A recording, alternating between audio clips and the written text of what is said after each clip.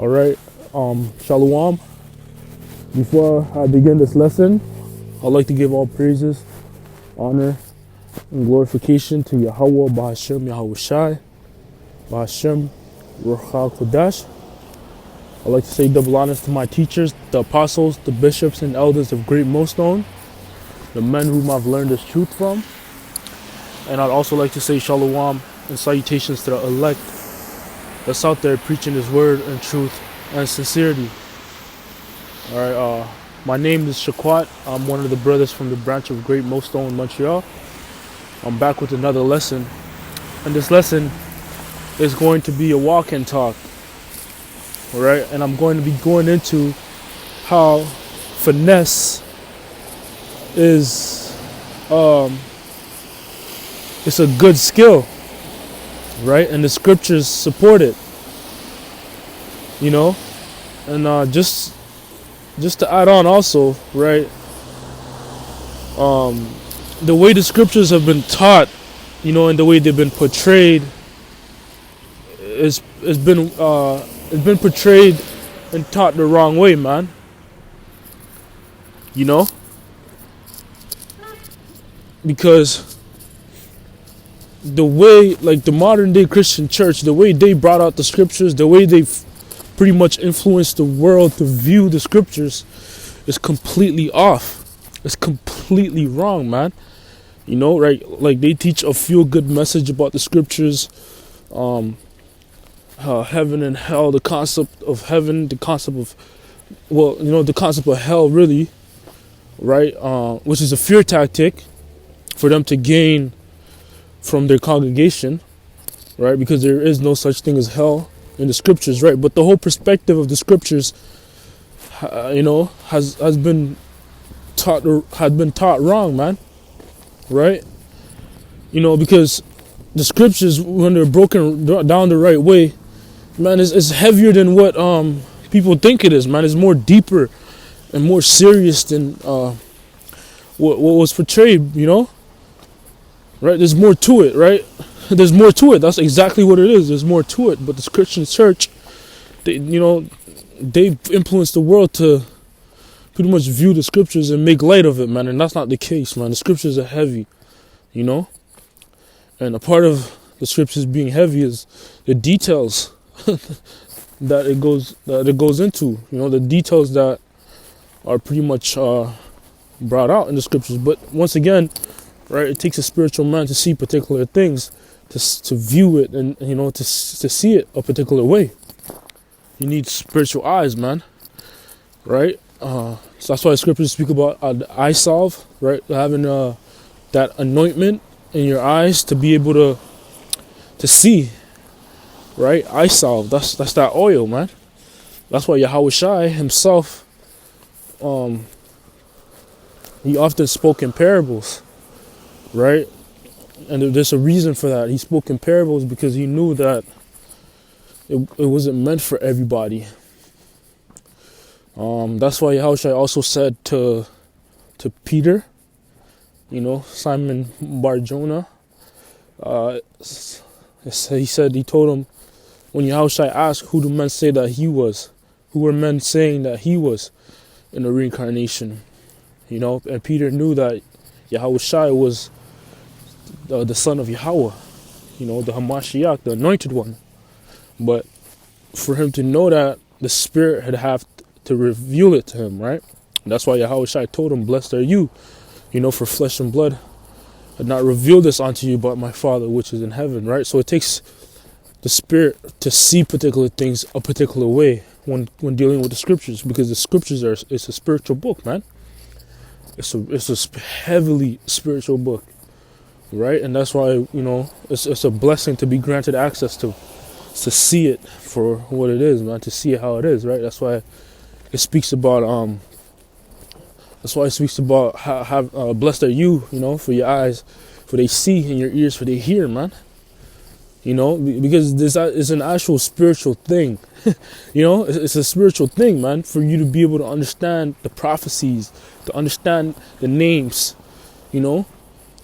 To understand certain breakdowns. To visualize certain breakdowns. It's a spiritual thing, because a testament to that is because in the world, I remember Daniel, the book of Daniel, right? The second chapter, the seventh chapter, the eighth chapter. I would be lost and confounded trying to understand what it was, right? I could not see it. I could not see it at all, man. No matter how hard I tried to run through that book over and over, I could not see it. You know, I couldn't. All I could see was literal beasts. Like I couldn't make sense of it. It didn't make sense to me. You know, I just saw it as literal beasts, and it wasn't symbolic, right? But when I came into the truth and I learned, but not only learning, but it's like the Spirit unlocked. It's like the Spirit pretty much unlocked the understanding, and I was able to see that, okay, yo, this is talking about this kingdom, this is talking about that kingdom, this is, oh shit, and then there's even details, right? But that visualization process, for lack of better words, was only unlocked through the Holy Spirit, man. All right, so without further ado, let me jump into the lesson that I'm going to get into. All right, and that's finesse. All right, because finesse could be portrayed as a bad thing in the world, could be seen as a bad thing. That's why I kind of went on that little rant about, you know, being able to see.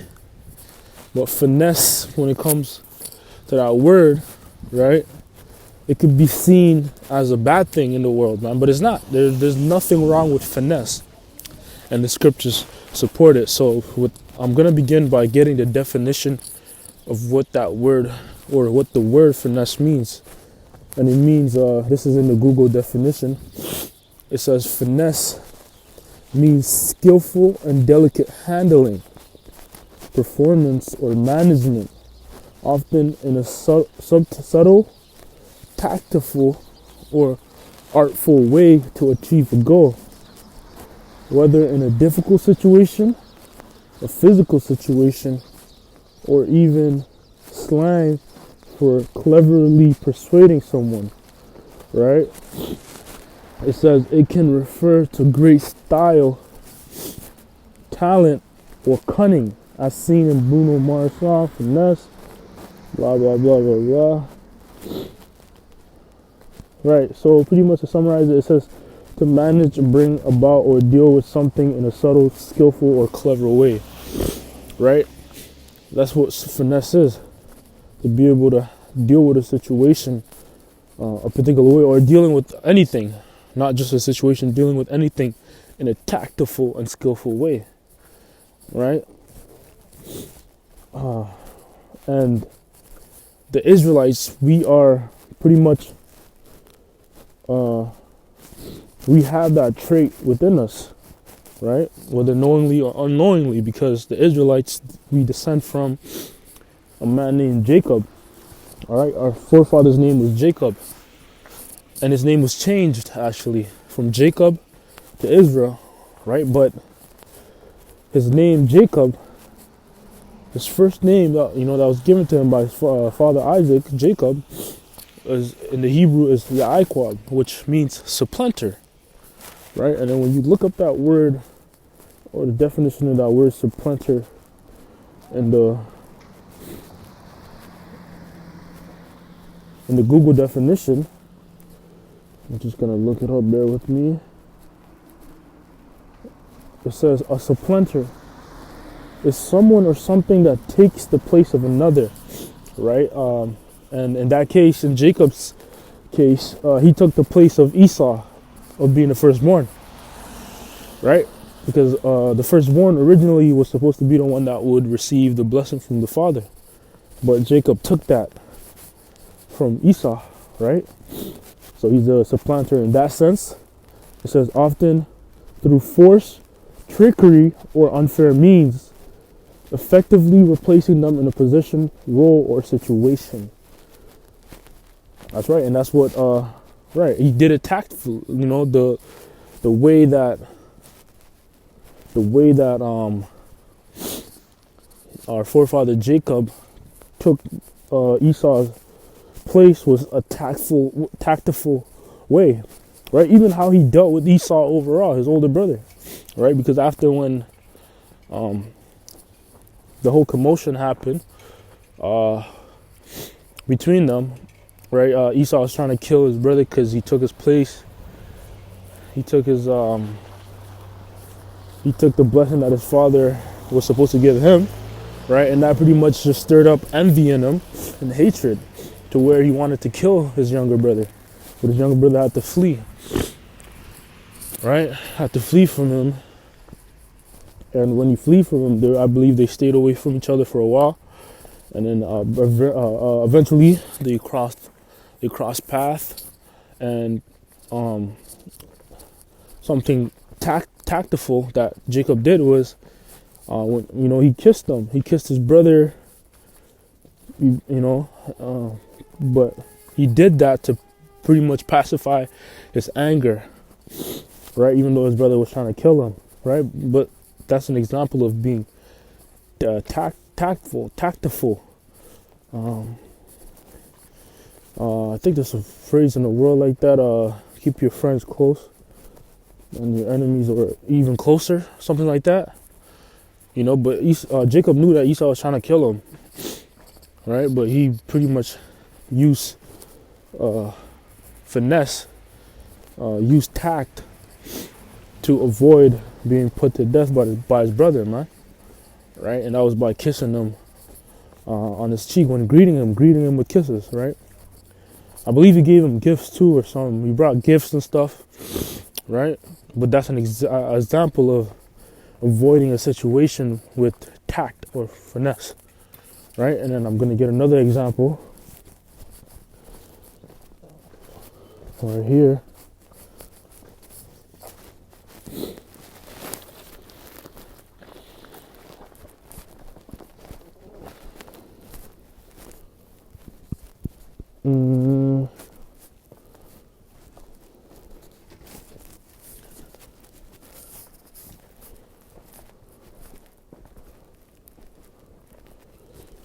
Right. And the reason why I'm bringing this out because with the scriptures, it allows us to really be in the know of things, right? Helping us maneuver into society, knowing these things, right? Like it says in Romans, in the book of Romans, I forgot what chapter exactly, but it speaks about everything that was written aforetime was written for our learning. All right, everything written aforetime was written for our learning, that we through patience and comfort of the scriptures might have hope. All right, so everything that was, all the stories of our forefathers, all the things that they did was for us to pretty much to help us in this time. To help us maneuver in this time. All right, and this example of King David using finesse and tact to avoid a dangerous situation is a great example of how we could use finesse too in our current society to avoid dangerous situations, to avoid like bad situations, man. All right, and to put us in advantage or whatever. This is 1 Samuel 21, and I'm gonna start at 11, and it says, "And the servants of Achish said unto him, Is not this David the king of the land? Did they not sing one to another of him in dances, saying, Saul hath slain his thousands, and David his tens of thousands?" So this is when David was on the run, and then he ended up at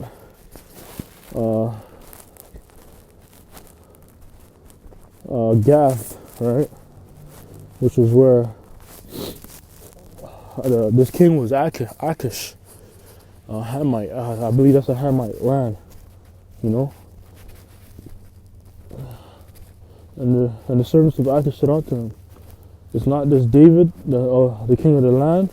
Did they not sing one to another of him in dances, saying, Saul hath slain his thousands, and David his tens of thousands? And, and David laid up these words in his heart, right? So David examined the situation, and he said, yo, if he pretty much thought about it. He thought about the situation and what was going on around him.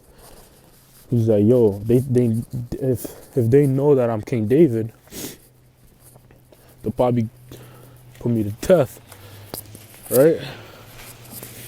And it says, and David laid up these words in his heart and was sore afraid of Achish, the king of Gath. And he changed his behavior before them and feigned himself mad in their hands and scrabbled on the doors of the gate and let his spittle fall down upon his beard. Then said Achish unto his servants, Lo, ye see the man is mad. Wherefore then have ye brought him to me? Have I need of madmen, that ye have brought this fellow to play the madman in my presence? Shall this fellow come into my house? All right. And one thing to consider too, in that time, fame, being famous was different than now, right? In that time, if you were famous, they'd only hear. It depends on where you were, obviously, right?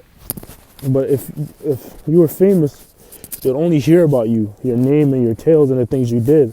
They wouldn't really see you like that, right? Compared to this society. And that was the case. They didn't really know that was King David, but they heard about King David. So, but they didn't really see what he looked like, what, you know, what kind of hair he had, what kind of whatever, you know, facial features. They didn't know that back then. It wasn't well known because they didn't really have the internet like that. Or they don't have social media, man. It was just word of mouth. So they didn't really know that was King David. They guessed, right? So King David could be like, oh, that's not me, you know, and that's what he did. He pretty much said, he acted like he wasn't King David. He acted like a madman. He acted like an idiot, man. Right? To where they're like, yo, this is definitely not King David. Because this is not the King David that we heard about. The King David we heard about is more excellent than this. Right? But the point being is that he used tact. Tact and finesse to avoid that situation of being put to death, man. You know? But he examined the situation, right? King David examined the situation and said, nah, let me do this to get out of this, right? And we are to do the same, you know? Hey, so with that, Lord willing, this lesson was edifying. To the elect, I want to say, call halal, Yahweh Ba'ashem Yahushai, Ba'ashem HaKadosh.